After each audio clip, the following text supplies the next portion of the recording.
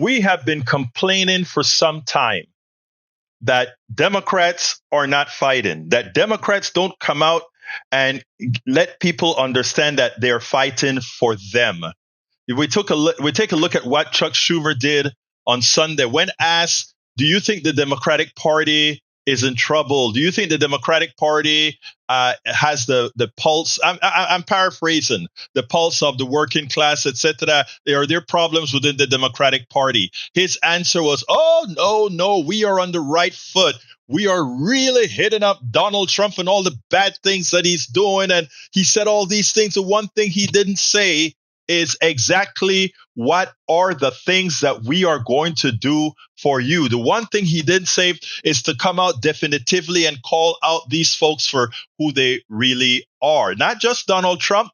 Donald Trump is just a symptom of a cancer, a metastasizing cancer. Well, I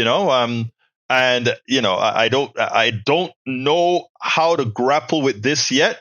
But Governor Pritzker of Illinois, he came out and he gave a speech in New Hampshire, I think it was, in which he did not shy away from what most Americans want, which are values that most of us progressives support.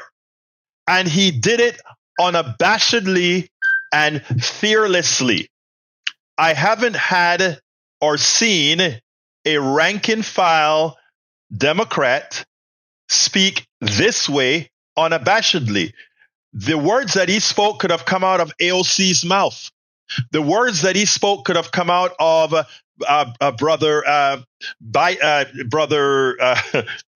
Bernie Sanders' mouth.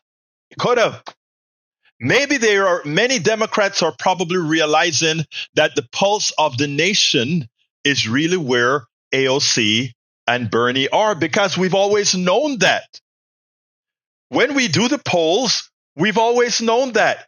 We just don't act on it because too much of the Democratic Party, specifically the neoliberals and many of the centrists, are bought off by the corporatocracy. So they're not much different than a moderate Republican. That really shows little interest in caring for the middle class, caring for the poor, making sure that things are that you look out for them first. You don't have to look out for the rich guy. They can take care of themselves. You don't have to reach out for the capitalists. They can take care of themselves. After all, they've ripped most people off already. I want you to listen to Governor Pritzker, and then we'll take it on the other side. Fellow Democrats, for far too long, we've been guilty of listening to a bunch of do-nothing political types who would tell you that America's house is not on fire, even as the flames were licking their faces. Here's the problem with the do-nothing crowd, now telling us what to do. Well, they spent their years watching Republicans illegitimately pack the Supreme Court, take away voting rights from people of color, systematically chip away at the constitutional order. And all the while, they offered, in response, a simple defense of norms and decorum and a blind hope that one day soon, Republicans would wake up to find their better angels. Well, that got us exactly where we are today. So, folks, the reckoning is here.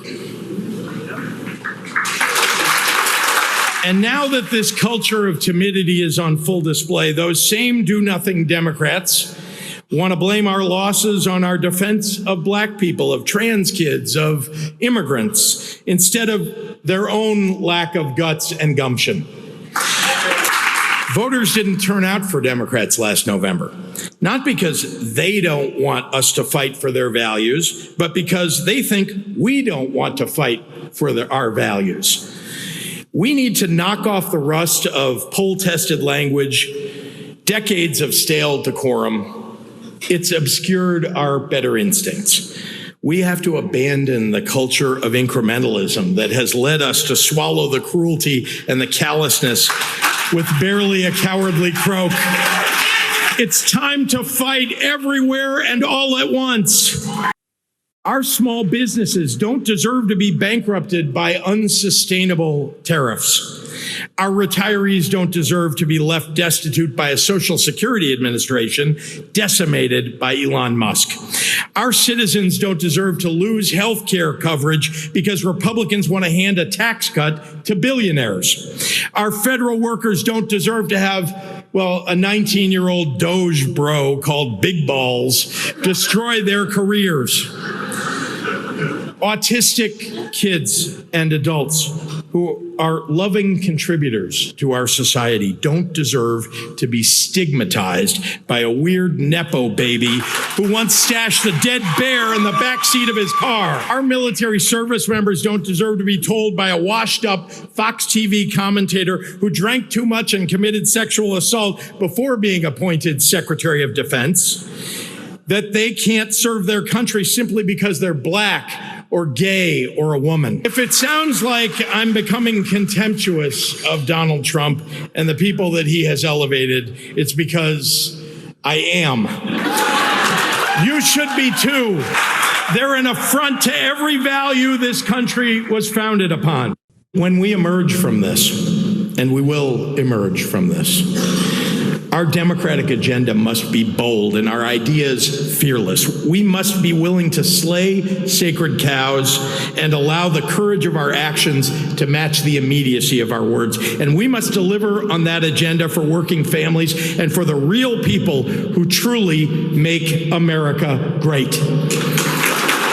Listen, I understand the tendency to give in to despair right now, but despair is an indulgence that we cannot afford in the times upon which history turns. Never before in my life have I called for mass protests, for mobilization, for disruption, but I am now. These Republicans cannot know a moment of peace. They have to understand that we will fight their cruelty with every megaphone and microphone that we have. We must castigate them on the soapbox and then punish them at the ballot box. Now, I could not have said it any better. AOC could not have said it any better. Bernie Sanders could not have said it any better. And if we get rank and file Democrats and progressives to go out there in every single congressional district throughout every state and tell folks specifically what we are going to. First of all, this is how the plutocracy, the oligarchy are screwing you, and this is how the government paid for by these guys are screwing you, and you put us into government, and this is what we are going to do for you. Let me tell you, I don't care if you're prejudiced. I don't care if you're sexist. I don't care who you are. The mere fact that this will come to you, that you can see, folks will gravitate and do the right thing. They did it when Obama had a speech. And I'm not talking about whether Obama fulfilled the mission or not. But when he appealed directly to what people's needs once were, people forgot who he was. People forgot his name. And they voted for him in droves.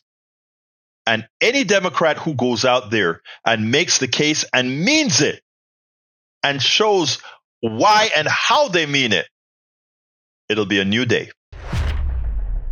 We spend a lot of time deconstructing the news, trying to parse it into a form that everybody can understand. We try to find those little nitpicks where it flies above the fray, etc. If you really like these videos that we do, I want to ask a big favor. Please go ahead, number one, subscribe to our channel, and number two, please join if you can. Thank you so kindly for watching. Keep watching. Please remember to share. We must populate the entire internet with our progressive message, a message that we know is what most Americans say that they want. So help us, please join.